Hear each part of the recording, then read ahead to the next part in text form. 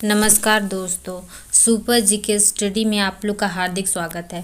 चलिए मैं आज आप लोग के सामने में लेके आई हूँ भारत का इतिहास, यानी कि आज प्राचीन भारतीय इतिहास के बारे में चर्चा करेंगे, जो किसी भी एग्ज़ाम में अक्सर पूछा जाता है। अगर आप किसी भी एग्ज़ाम की तैयारी कर रहे हैं तो अगर मेरा वीडियो आपको अच्छा लगे तो लाइक और सब्सक्राइब करना तो बिल्कुल नहीं भूलिएगा।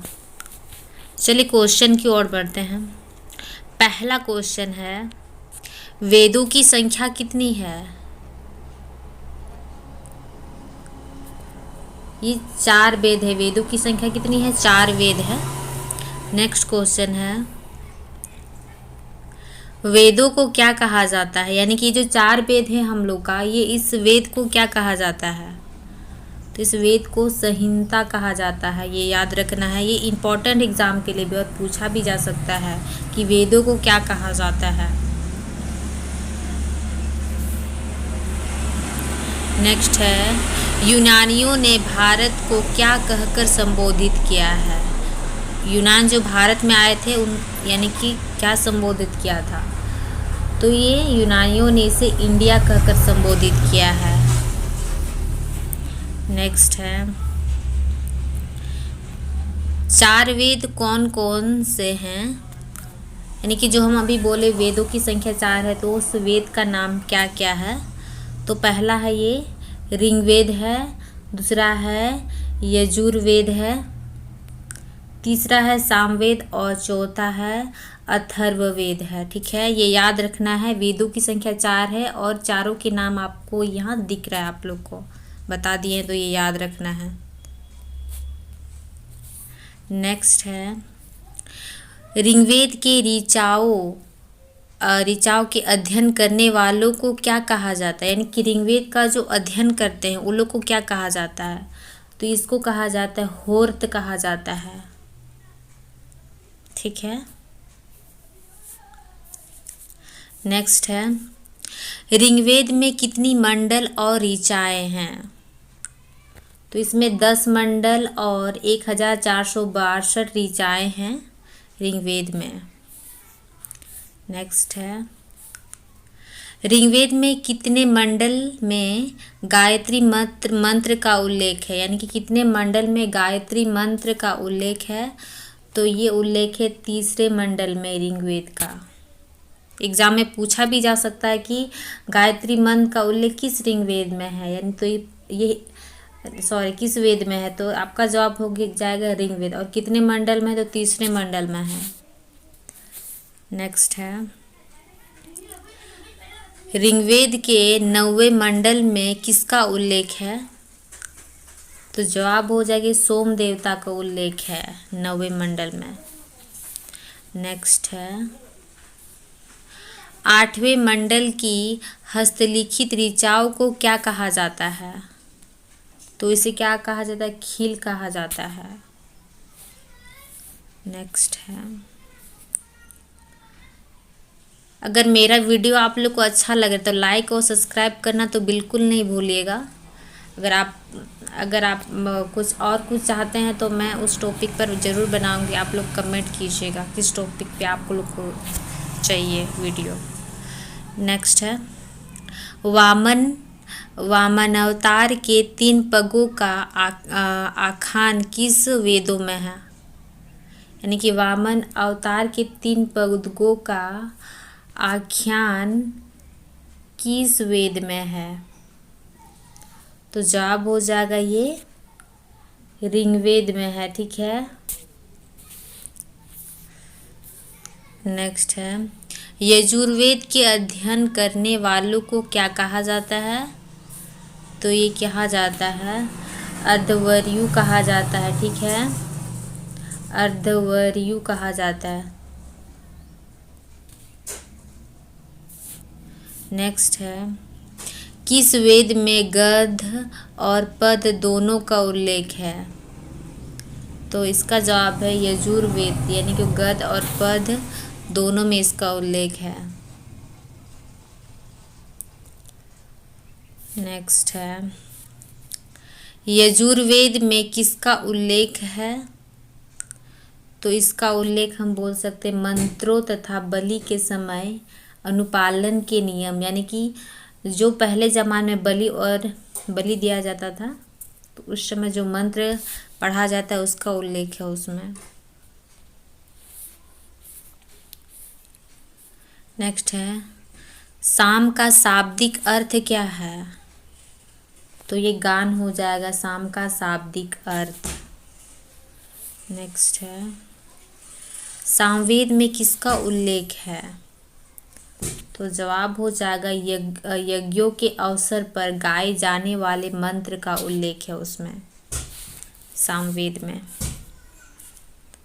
अथर्ववेद किसके द्वारा रचित है? तो ये रचित है अथर्वा ऋषि के द्वारा रचित है अथर्ववेद, ठीक है। ये भी इम्पोर्टेंट एग्जाम के लिए आप लोग नोट कर सकते हैं। नेक्स्ट है, अथर्ववेद में कितने मंत्र एवं पद है? तो जवाब हो जाएगा 731 मंत्र और 6000 पद है, ठीक है। नेक्स्ट है, विष्णु पुराण का संबंध किस राजवंश से है?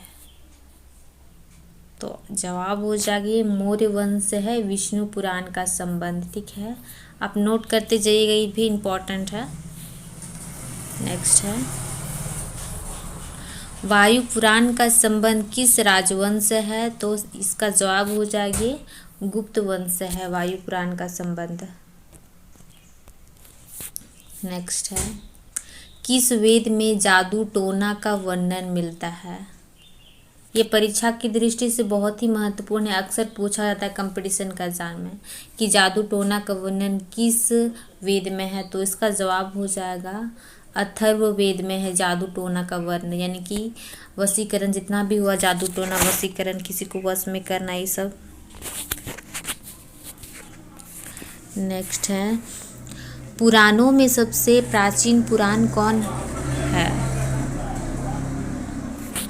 तो जवाब हो जाएगा मत्स्य पुराण सबसे पुराना पुराण है, ये याद रखना है। नेक्स्ट है,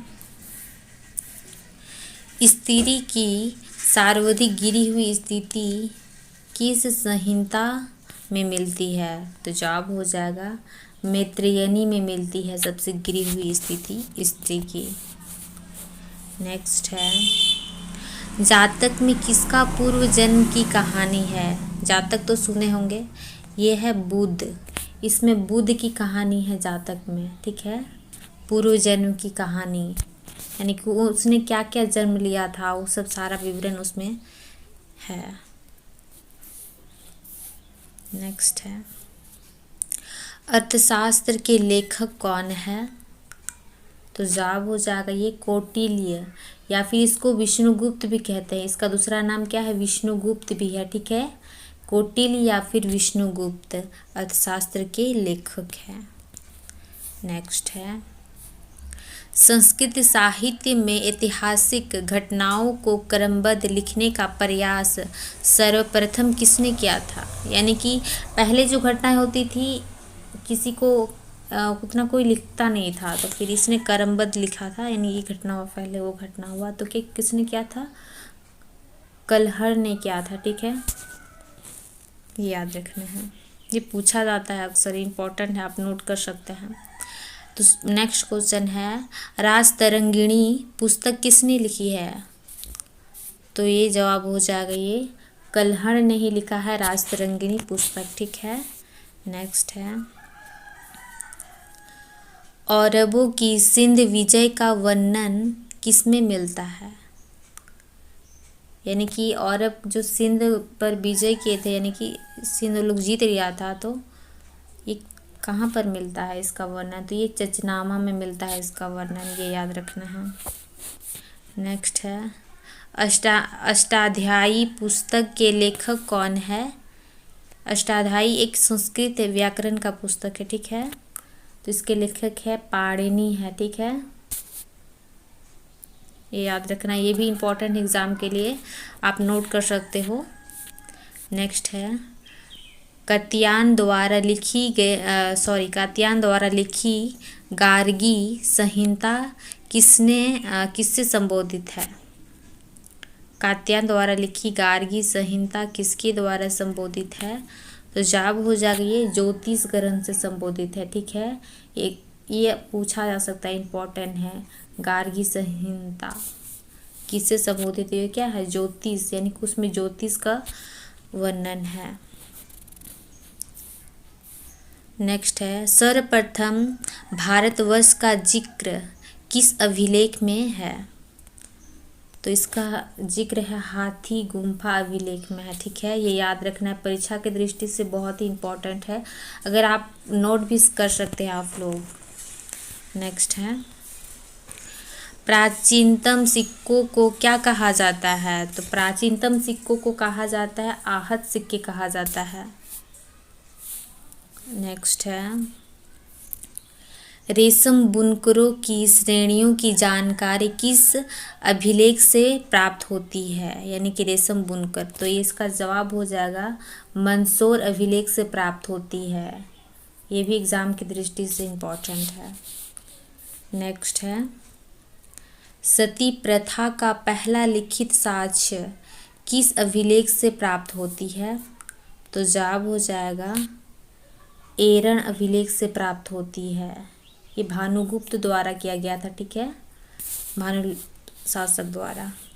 नेक्स्ट है, सर्वप्रथम सिक्कों पर लेख लिखने का कार्य किन शासकों ने किया था? ये यवन शासक ने किया था सर्वप्रथम सिक्कों पर लेख लिखने का कार्य। नेक्स्ट है, अगर मेरा वीडियो आपको अच्छा लग रहा तो फिर एक लाइक तो बनता है, बहुत मेहनत किए हैं हम भी। ठीक है, तो फिर आप थोड़ा एक लाइक करेंगे तो मुझे अच्छा लगेगा। नेक्स्ट है, प्रयाग स्तंभ लेख का संबंध किस शासक से है? तो ये इसका जवाब है समुद्रगुप्त से है। ठीक है, प्रयाग स्तंभ। नेक्स्ट है, हाथी गुम्फा अभिलेख का संबंध किस शासक से है? तो जवाब हो जाएगा कलिंगराज खारवेल से है। ठीक है। नेक्स्ट है, ग्वालियर अभिलेख का संबंध किस शासक से है?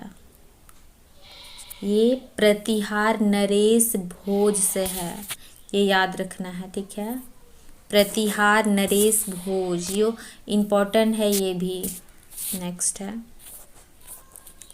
हम वो लेके आए आप लोग के सामने में जो परीक्षा की दृष्टि से इम्पोर्टेंट है। ठीक है, और हमें से पूछा भी जाता है, यानी कि सभी महत्वपूर्ण ही है।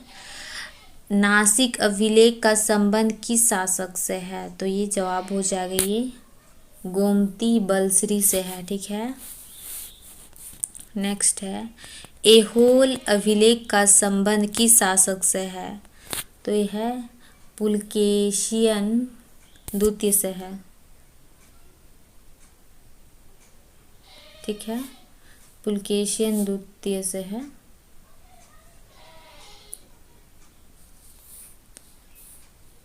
नेक्स्ट है, अभिलेख के अध्ययन को क्या कहा जाता है? कितना सारा जो अभिलेख के बारे में हम लोग चर्चा किए, उसके अध्ययन को क्या कहते हैं? ये एपिग्राफी कहते हैं इसका अध्ययन को।